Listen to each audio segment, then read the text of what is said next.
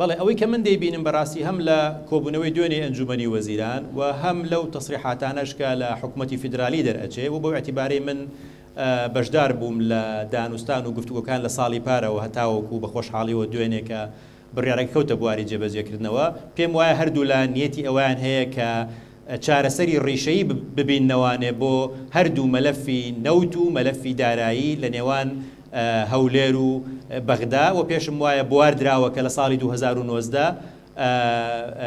لەم ساڵە داراییە هەردوو حکومەت بەجددی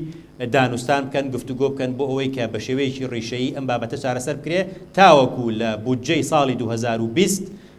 عراقی فیدرالی بە شێوەیەکی کۆنکرێتی بابەتی دارایی و هەروەها بابەتی نەوتیش چارەسەر بکرێت چیتر خەڵک لەم دڵە ڕاوکەیە نەبێت ئایا ئەم شایستە دارایانە بەردەوام دەبنیاننا بۆیە من پێم وایە ئێستا پەیوەندیەکانی نێوان هەردوو لە قۆناغێکی باشە و لە داهاتوشدا ئەم پەیوەندیانە دەستنە قۆناغێکی باشتر و چارەسەری ڕیشەیی دەبینرێتەوانێت لە چوارچەوەی دەستور بۆ بابەتی نەوت و بۆ بابەتی شایستە دارایەکە. سەرۆکایەتی ئەنجومەنی وەزیران فەرمانگەیەکی تایبەت دامەزرێنراوە نزیکەی ساڵێکە دەست بەکار بووە ئەویش فەرمانگەی بەڕێوەبردننی قەرزە گشتیەکان و لەم فەرمانگەیە دینار بە دیناری موچە و دەرماڵە و شایستەی دارایی هەموو موچەخۆرانی هەرێمی کوردستان کە پاشەکەوت کراوە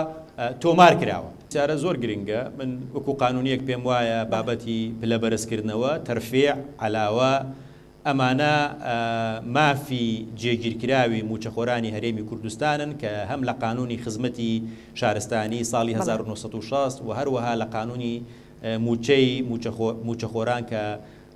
لە ساڵی 2008 کەوتۆتە بواری جێبەجێکردنەوە کە لێرەش کاری پێدەکرێت ئەمانە وەکو مافێکی جێگیر بۆ موچەخۆران جێگیر کراون و ئەم مافانە نافەوتێن